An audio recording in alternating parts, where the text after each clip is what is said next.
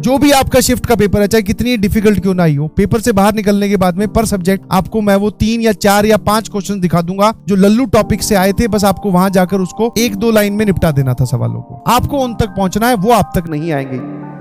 कि सर कई बार क्या होता है, हमसे क्वेश्चन नहीं सॉल्व हो रहा था, हमें लग तो रहा है हमारे स्ट्रॉन्ग टॉपिक का है, हमने उस पे हाथ डाल दिया, बट अब वो नंबर जवाब नहीं मतलब उसका आंसर नहीं आ रहा है। ठीक है, हम उसमें उलझे हुए हैं, क्वेश्चन ही नहीं समझ में आ रहा है। सर समझ में आया? तो प्लीज जैसे ही आपको लगे कि ये सिचुएशन हो गई है, तो आपको सिर्फ 2 ही ट्राई ऐसी करनी है। समझ पा रहे हो? एक कोई सवाल किया, नहीं हो रहा, छोड़ो, आगे बढ़ो, उसी सीक्वेंस में आगे गए, दूसरा सवाल भी नहीं हुआ, तीसरे पे मत जाना। अभी बोल रहा हूं, मन है, मन को कंट्रोल करना पड़ेगा, तीसरे पे नहीं जाना है, तुरंत उसमें सीक्वेंस चेंज कर दो। आप सवाल नंबर मान लो 5 पे भी अटके, फिर आप 6 पे भी अटके, 6 पे अटके तो 7वें मत जाना, अब चलो 25वें पर या चलो 30वें पर, बिल्कुल आखिर में फिजिक्स में पीछे से अब निपटाना स्टार्ट कर। समझ में आया कि नहीं समझ में? तुरंत सीक्वेंस बदल दे, तुरंत सोचने का करने का टाइम वहां नहीं होता है कि सर अब उस लालची तो सबसे ज्यादा आपको लालची तो निपटाएगा, बस 1 बार और कैलकुलेट करके देखूंगा, 1 बार और कैलकुलेट हम उसको बाद में करेंगे जब हमारे पास लास्ट में टाइम बचेगा। तो अभी टाइम नहीं है लास्ट में 1 बार और कैलकुलेट करने का। आपको लगे कि लाइन से 2 सवाल हमारे रुक गए, सब्जेक्ट चेंज, सीक्वेंस चेंज, सबसे पहले तो सीक्वेंस बदलो। 7वां सवाल अटका है तो अब सीधा हम पहुंच गए 30वें पर, अब 30, 29, 28,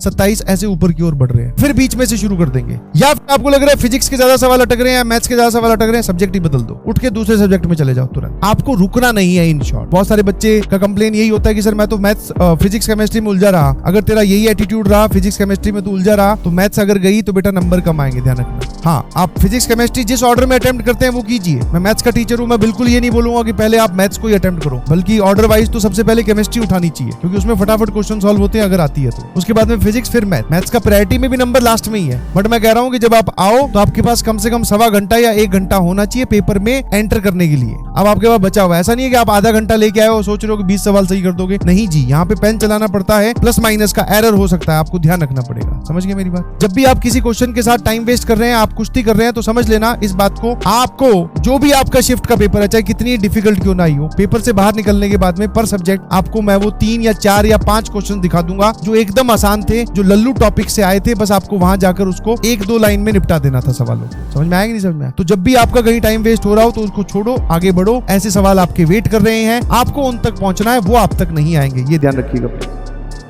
जहां पर भी आपको लगे कि आपका टाइम वेस्ट हो रहा है, लीव दैट क्वेश्चन इमीडिएटली। पढ़ने में लंबा है, छोड़ दो। सर कोई भी चीज हमें फॉर्मूला नहीं क्लिक करी, छोड़ दो। पहला पेन ही वो चलेगा